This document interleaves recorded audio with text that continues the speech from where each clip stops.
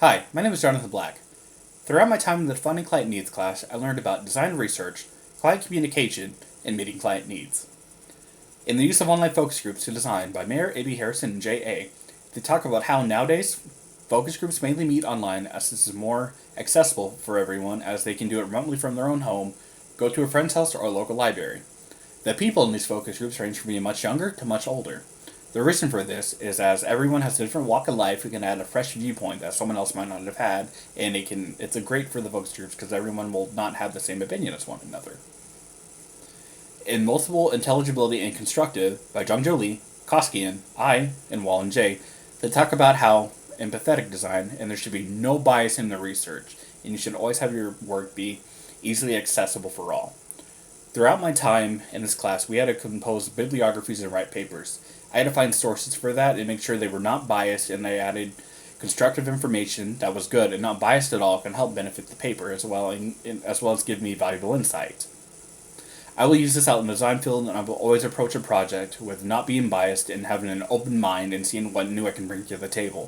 Focus groups, I will always gain valuable insight for them as no one will have the same opinion as one another and I can get a lot of great insight. Next up, client communication. The Margo Chase video talks about how when they were rebranding a company, they were able to form a more personal connection with their client, and in the end, they ended up knocking out of the park, creating something truly amazing. The Future of Client Communication, Drive Engagement, by Lil Child J, talks about how while you're designing, you should get input from the client and ask them what they think of the project so far and gain their insight. During my time in this class, we had weekly Adobe Illustrator projects where we submitted them and our professor gave us valuable feedback. Then in week 4, we submitted it once again with feedback from classmates and created something amazing.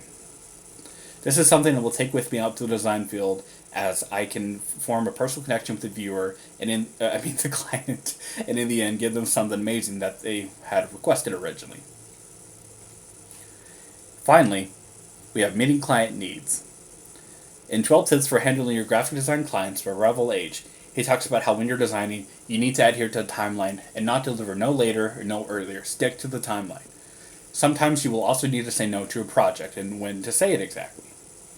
Finally, 5 things clients want but probably won't tell you, by Creative Staff. They talk about how when a client approaches a graphic designer, they want to make sure that the end delivery of their product is exactly what they wanted and they want reassurance of their value and investment in this project.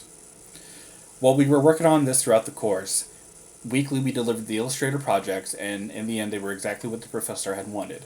This is something I hope to do out in the design field as I will make sure my clients know that I will try my very best and give them my all to give them exactly what they wanted with their product.